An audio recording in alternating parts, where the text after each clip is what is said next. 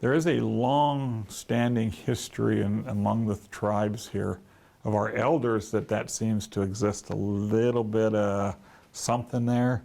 But, even though me and Charlie are near we're at elder status, are getting in there, and right there, we've really worked hard at staying out of those battles. We figure let them take care of that. Even myself, I know that Mr. Moran has been heavily involved with they had some workshops at the college, for a few years on language and, the whole thought process. A long time ago, we were, when our tribal constitution came, we were called Grovant.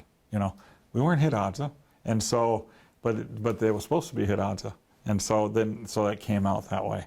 Then it came to Hidatsa, so things changed. Now, the college, instead of being, the Fort Berthold Community College, they're saying the Nuada Hidatsa Sanish College.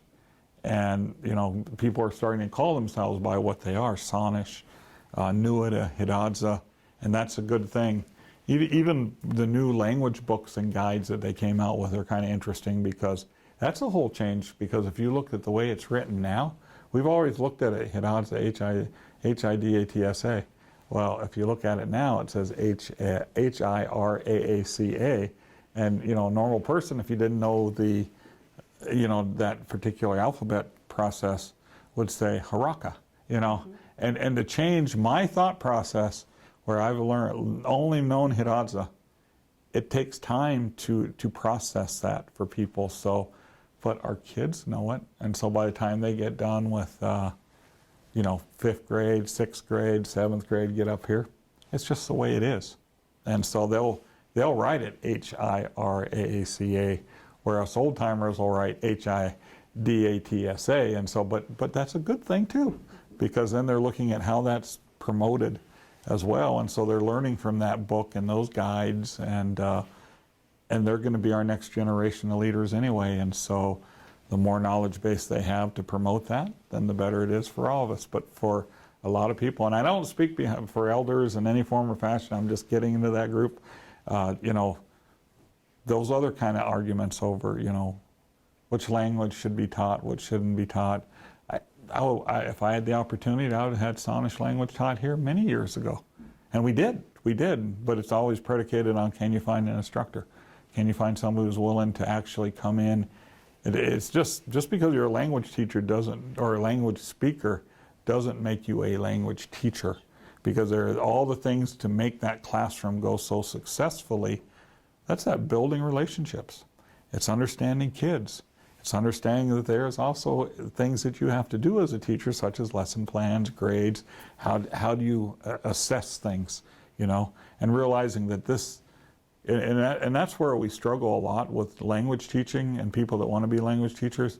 They don't get that this is a full-time position. We're here 8:10 to 4:10. Our teachers are here Monday through Friday. It's not like I can take off at any given time. I know Mr. Moran has kind of a little special, unique thing, because in our district we have community service. So, like, if you're like myself, I'm part of American Legion Post 271. If we go do a funeral, and like Mr. Hunter, who was just interviewed, like he, myself, and other veterans can go work at go to a funeral, veterans funeral, because that's what we're here to do, to help with. And so we can just take time, and we get paid to go do it. So, and our school board is gracious enough to say that is one of the norms in our community, and if you are a service provider such as that, we have a veterans program that's second to none on November. We actually outgrow where we're at now with all the people that come, and each year it gets bigger. We try and top it off a little bit better the next time. What kind of gifts are we going to give? And we, singing the right kind of veteran songs and things. And there's great pride coming in, bringing our own colors in our own school system. So any chance we get that for flag raising, which we'll have, and then any other events that we want to come in, bringing it in. Post 271 or 9061 or 253, more than welcome to be part of that.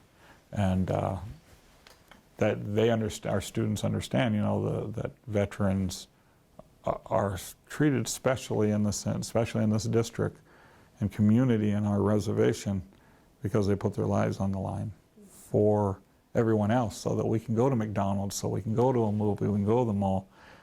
They put their lives on the line to do that. And that's important as well, and that's why we recognize veterans so well. And I heard Chairman Fox talk about, who's also a Marine veteran, Chairman Marc Fox. He talked about, we treat our veterans better here than almost any place else, and I'd say that's true. As being a veteran myself, or having children that are veterans, one active military man that's a captain in the United States Army, they're treated really well when they come home. Mr. Hunter talked about that.